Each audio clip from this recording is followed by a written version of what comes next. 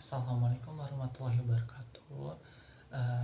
Di pagi hari ini saya Ryan Hafiz akan mempresentasikan makalah yang berjudul Interaksi Sosial dalam Proses Sebuah Dakwah dengan mata kuliah Psikologi Dakwah. Kita masuk ke latar belakangnya dulu. Jadi manusia itu adalah sebuah makhluk sosial yang tak dapat lepas dari interaksi dengan sesama. Dalam konteks dakwah, keberhasilan menyampaikan pesan agama sangat tergantung pada kualitas hubungan dan komunikasi antara dai dan juga mat'u. Jika interaksi sosial berjalan efektif, maka dakwah tidak sekedar menyampaikan sebuah teks saja, melainkan proses pembuahan, maksud saya adalah perubahan ke arah yang lebih baik lagi. Contoh, dalam sistem dakwah, interaksi sosial itu berfungsi sebagai proses belajar mengajar agar mat'u tersebut bisa menyesuaikan diri terhadap nilai dan juga sikap yang dikehendaki dakwah tersebut. Kemudian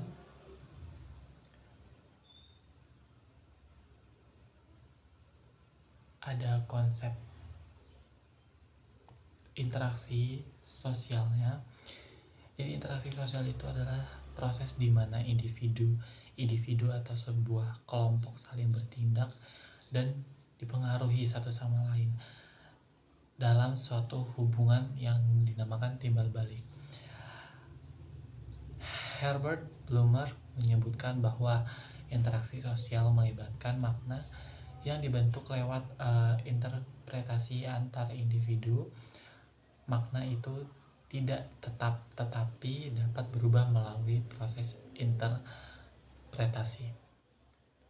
Interaksi sosial tidak sekedar kontak fisik tetapi juga sebuah komunikasi simbolik dan tindakan sosial yang bermakna. Ada juga unsur dan juga dasar interaksi sosial. Ada beberapa unsur utama. Yang pertama itu ada kontak sosial, atau yang dimaksud dengan manusia berhubungan langsung maupun tidak langsung, seperti contohnya tatap muka, via online ataupun media lainnya. Kemudian yang kedua itu ada komunikasi, itu sebuah penyampaian simbol, bahasa, isyarat sebagai alat interaksi. Dan yang ketiga unsurnya itu adalah timbal balik. Tidaklah satu pihak mempengaruhi pihak lain dan juga sebaliknya. Kemudian juga ada dasar-dasar psikologis interaksi sosial yang kerap digunakan dalam konteks dakwah, antara lain imitasi atau juga yang biasa disebut meniru perilaku positif. Yang kedua itu sugesti, pengaruh halus yang memotivasi, dan juga identifikasi kesamaan identitas atau sebuah pengalaman. Dan yang terakhir itu ada simpati atau juga empati, merasakan kondisi orang lain atau orang di sekitar kita. Kemudian ada bentuk-bentuk interaksi sosialnya, teman-teman. Jadi secara umum dibedakan menjadi dua kategori besar, yaitu asosiatif dan disosiatif. Apa sih asosiatif itu? Asosiatif merupakan yang mempererat suatu hubungan, menciptakan kesatuan seperti kerjasama, akomodasi, dan juga asimilasi. Dan disosiatif itu adalah yang menyebabkan sebuahnya perpecahan atau sebuah konflik seperti persaingan, pertentangan, dan juga kontravensi. Kemudian ada konsep dakwah. Dakwah adalah upaya menyampaikan, mengajak, dan menerapkan ajaran agama Islam agar manusia kembali kepada nilai-nilai ketuhanan yang Maha Esa dan juga moralitas dalam sebuah aspek kehidupan. Jadi dakwah tak hanya bersifat ideologis tetapi juga sosiologis, yakni mengintegrasikan dakwah dalam konteks sosial masyarakat. Kemudian itu ada interaksi sosial dalam proses dakwah. Interaksi sosial dalam dakwah menggambarkan bagaimana dai dan juga mat'u tersebut saling berhubungan, mempengaruhi, dan juga membentuk relasi yang memungkinkan pesan dakwah diterima dan juga diinternalisasi. Dalam sistem dakwah ini, interaksi sosial membantu menyesuaikan perilaku, sikap, dan pola pikir para mat'u agar selaras dengan pesan dakwah. Berikut ada beberapa konsep dasar dalam interaksi dakwah, meliputi yang pertama itu empati atau juga simpati agar mat'u tersebut itu merasa bahwa ia itu dihargai. Dua, pemberian contoh positif, contoh yang teladan agar mat'u itu bisa meniru perilaku yang baik dari pendakwah tersebut atau dari orang lain. Kemudian ada komunikasi dua arah agar terjadi dialog bukan sebuah monolog. Yang terakhir itu ada adaptasi dengan kondisi sosial, jadi seperti contoh itu budaya lokal, latar belakang mat'u, dan lain-lain, agar dakwah tidak disangka asing atau adanya sebuah paksaan. Dan yang kemudian juga ada peran interaksi sosial dalam dakwahnya nih. Yang pertama itu untuk membangun kepercayaan diri. Mat'u cenderung menerima dakwah dari orang yang dipercaya. Kemudian ada mempermudah komunikasi seperti dialog dan hubungan baik, memperlancar sebuah penyampaian. Kemudian yang ketiga itu menumbuhkan rasa kepemilikan supaya mat'u merasa menjadi bagian dari proses dakwah tersebut. Dan yang terakhir itu mengurangi resistensi atau bisa jadi dibilang sebuah konflik.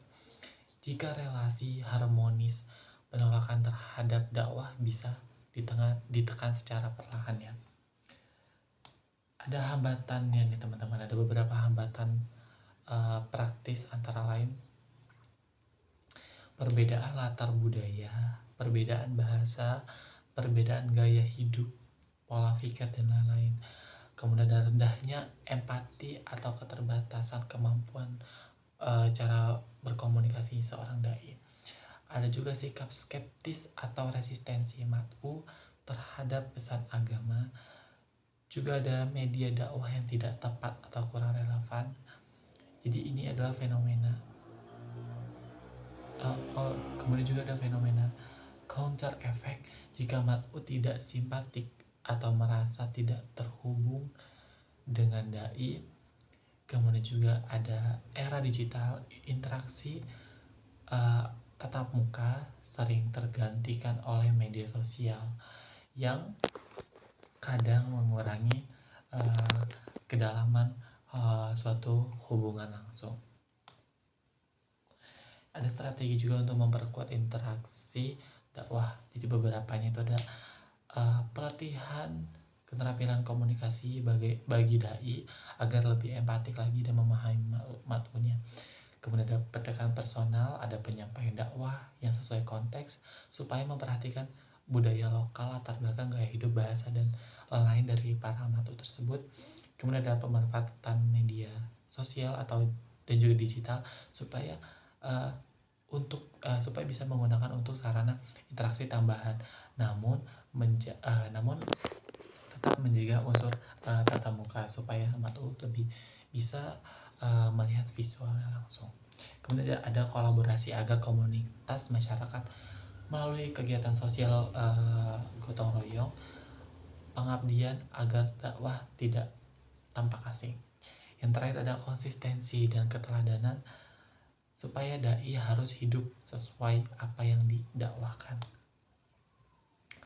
Jadi kesimpulan untuk presentasi makalah saya itu adalah hubungan timbal balik antara individu atau kelompok yang melibatkan komunikasi, kontak, dan juga pengaruh bersama. Dasar interaksi sosial seperti imitasi, sugesti, identifikasi, dan juga simpati sangat relevan dalam proses sebuah dakwah ini agar pesan agama dapat diterima oleh para mat'u. Dalam dakwah, interaksi sosial memegang peran untuk membangun kepercayaan diri, memperlancar komunikasi, dan juga minimalkan resistensi. Hambatan dalam interaksi dakwah muncul dari berbagai budaya kurang empati, media yang kurang efektif, dan ketidaksesuaian cara dakwah tersebut. Jadi demikianlah untuk pemaparan hasil PPT atau makalah hari ini. Kurang lebihnya saya mohon maaf. Saya ucapkan terima kasih. Wassalamualaikum warahmatullahi